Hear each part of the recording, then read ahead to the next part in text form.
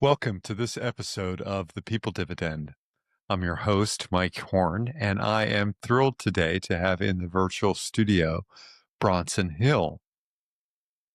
Bronson is the managing member of Bronson Equity. You can find all about it on the website of the same name, bronsonequity.com. He's a general partner in 2,500 multifamily units worth over $250 million.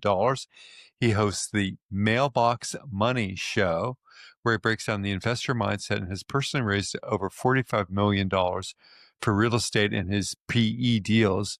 Bronson is the author of the best-selling book, Fire Yourself, Replace Your Working Income with Passive Income in 3 years or less, and is a regular contributor to YouTube and his blog. He's a regular keynote speaker and leads the Wealth Forum, an exclusive mastermind for fluent, passive investors, providing unmatched investment opportunities within a growth-oriented community. He's a frequent guest on podcasts like Best Ever Show with Joe Fairless, and was a speaker at the Large Limitless Conference with Ken McElroy. So I'm so glad that you're here, Bronson Hill. And why don't you tell our audience about yourself? Let's start the Bronson Hill story here. Yeah, thanks, Mike. Really appreciate you having You're me. welcome. It's great talking about, just developing yourself. And I have a lot of respect for people working in HR or just trying to help other people. So for me, I was a corporate guy, worked for over 10 years in the medical profession. I was a medical device sales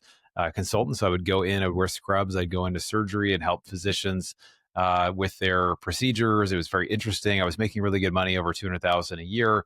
The thing that I really didn't have is kind of what a lot of people talk about. People talk about having financial freedom.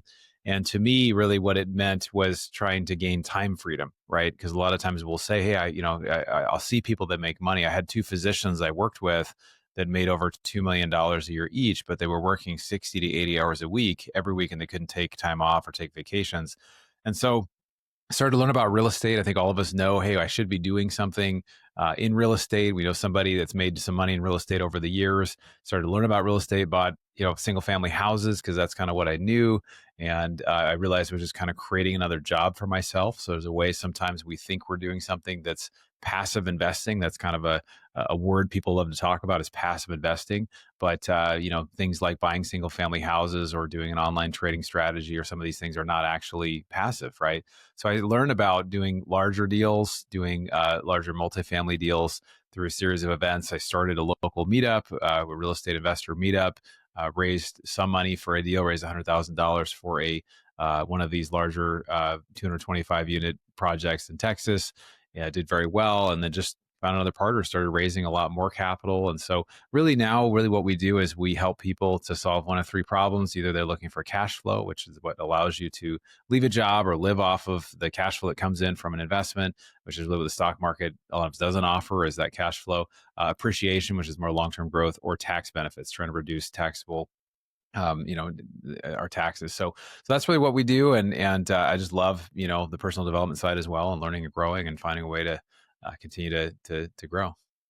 Oh, that's really just fabulous, Bronson. And what I want to trace all of that back to, because it does link to topics around the gig economy, which I talk about, and how that contributes to the need to create more dignity, kindness, and respect in organizations. That's what the People Dividend, my most recent book, is all about. And you've chosen residential real estate as an investment vehicle, which I think is interesting, given that you love to travel so much. When did you start to love to travel so much?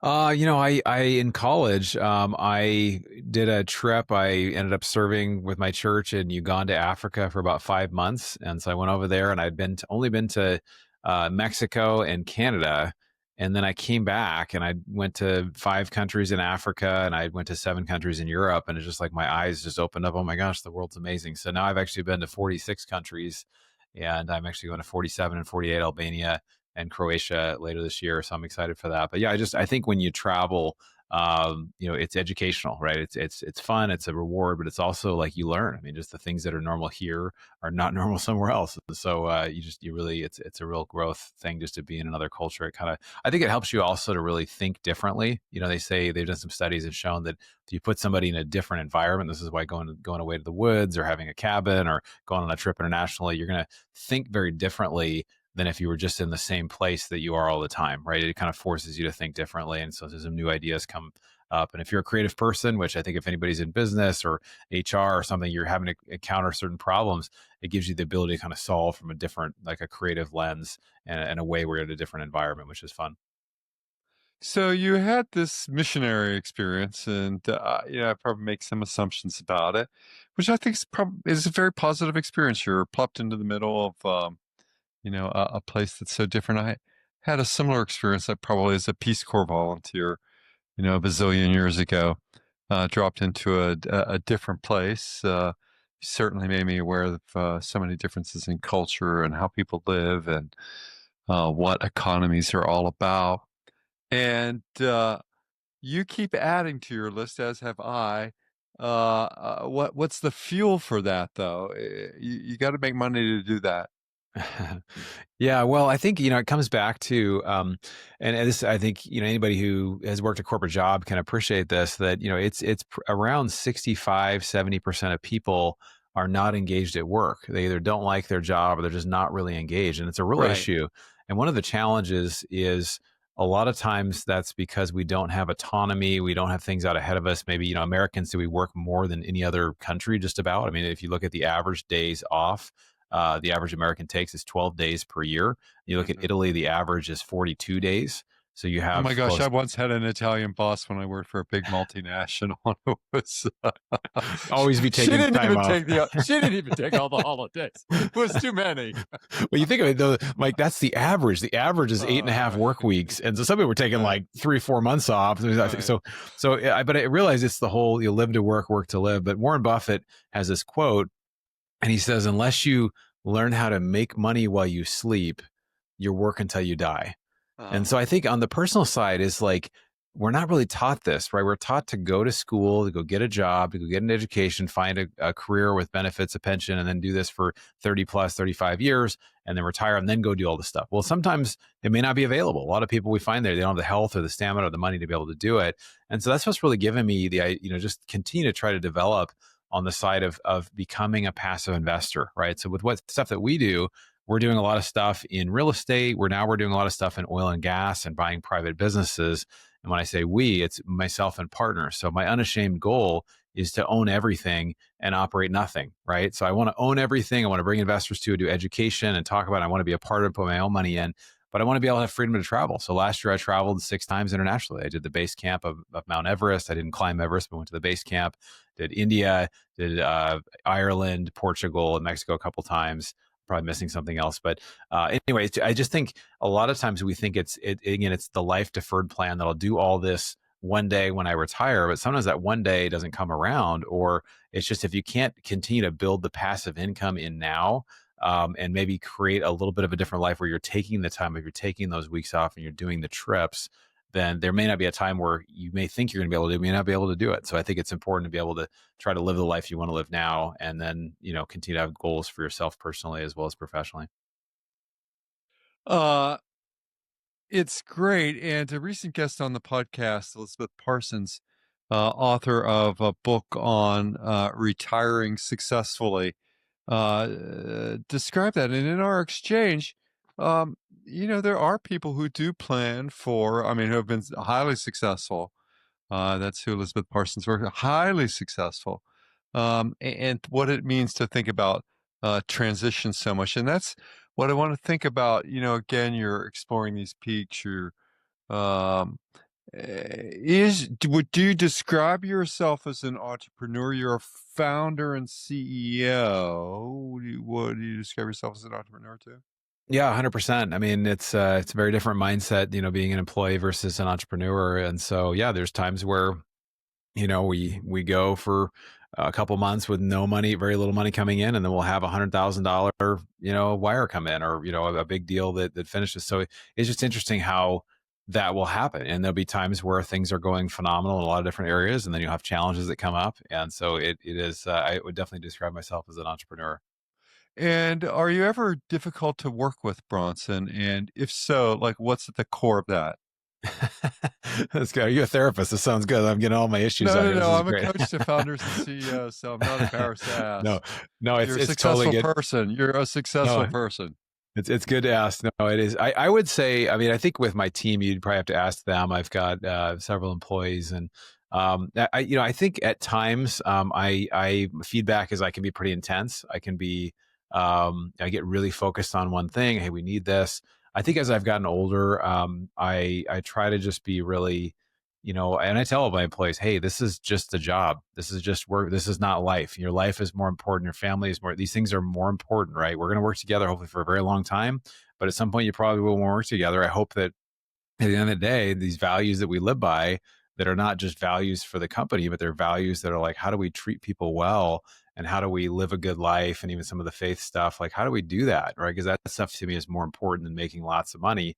And so I think it's, it is challenging. I think one of the challenges as an entrepreneur is, when you have a job description, and I know HR folks and corporate folks love this. This is what I do. This is my box. I come in, I do this thing. I produce this number of widgets, this number of sales. I talk to this many people. I manage this number of people, whatever the thing is, this sort of result.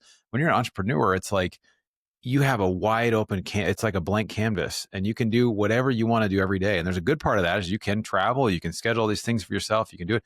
But like, if you don't go and get the business, if you don't get the sales, if you don't get the income coming in, not only do you not get your business is not going to work and be able to live, but your employees as well. So there's a lot of responsibility there. And so I find it's just the headspace is a different type of headspace. I'm in some entrepreneurs groups. One's called Entrepreneurs Organization. It's for people that have a business that generate over $1 million in revenue. And there's, I think, over 13,000 members in the world. So we have a local chapter in Los Angeles I'm a part of. And I have a group of guys I meet with it's like 6 or 8 of us every once a month for 4 hours. And we just talk. And most of the guys I have some sort of ADHD or some sort of attention, which has been called a limitation, but I think for a lot of entrepreneurs, it's a strength to it. But working with somebody with ADHD or somebody who has limited attention or is focused kind of all over the place, it can be challenging for a lot of people. So I think, I think it's an issue, and I recognize in myself that can be certainly an issue and make it harder for people to work with me. Well, and we're given these balls to balance in life. One is around financial health. You talk about that. One's around spiritual health. You talk about that. That's part of who you are. You talk about uh, intellectual health. Now I want to move to this other passion you have around, which I think ties into who you are, into your story, and why people should work with Bronson Equity. You're a fitness enthusiast. You run or you train almost every day. Yeah. Yeah, so I think that it's been very interesting to me to watch that if you want to have a breakthrough in your life, in your career, in some area of your life, it's a breakthrough in one area can lead to success somewhere else. So I follow Tony Robbins. He talks a lot about psychology, that 80% of success in life is psychology. He does things like he gets in a cold plunge every single morning for a couple minutes, right? Well, why do that? Because he's training himself to do the hard thing first, right? So One funny article I thought about me was I was featured in something California Business Times. I can't remember what it was. That said, here are the top executive coaches in California, and I was there with Tony Robbins. amazing. Yeah. So you And guys are like peers. You're a peer five of or Tony six Robbins. other people. No, no, and I don't aspire to that, and I wish him well. Both. Yeah. Yeah. Some people see that stuff as being a little woo woo, but I do think that No, there is a sense of we have a limited amount of willpower, but when we have a success in one area. So for me, I actually competitively, I'm 44 years old. I go out and run. I get paid to go get beat up on these Spartan races, which are obstacle course races involving carrying a 70-pound sack up the hill and back, or climbing things, or going under barbed wire. And people ask me, why would you pay to do this? And for me, it's because these are personal goals I set for myself, and I want to be excellent in my health. I want to be excellent. And having come from the medical field, I saw people that were in their 50s and 60s really at death's door, and basically from lifestyle choices. They let themselves get overweight. They were smokers. They drank too much. There are other things that they did. It's just about, man, if you don't have your health, you really don't have anything, right? And it can really add 10, 20, 30 years of life, or even just better quality of life. So to me, I've just made it that I look at myself, even, I did some sports in high school. I did, just kind of casually in college, but I look at myself as I'm an athlete, right? And I think we all should look at that as, hey, our most valuable thing is not money, it's our time. And so if we want to have more time and we want to maximize the time, not just for ourselves, but for family members, for giving back to the world, for doing what you're doing on this podcast, Mike. And for me, I hope to be giving back for the rest of my life for hopefully many, many years. And we're at a time now that, just by taking care of yourself a little more now, it could lead that there's these life extension possibility things they're looking at to be able to, regrow organs and do all kinds of things that are really exciting in the medical field. So I think that it is exciting kind of what's out there. And to me, it's something that, yeah, again, if I do well in a race, I think, man, I'm a person that goes and does tough things, or I sit in a cold plunge for 5 minutes, and that leads to some breakthrough over here. And I don't quite know the connection. I'm sure there's a psychology behind it, but it really has worked well for me. Are you familiar with the story, the book Finding Gobi? It No. is the story of an ultra distance runner. And this one dog, when he is doing one of his races across the Gobi Desert in northwest China, follows him for about 80 miles. Oh, wow. It's quite a story, and their eventual reunion in the United States, and how it all a major motion picture soon, I'm sure.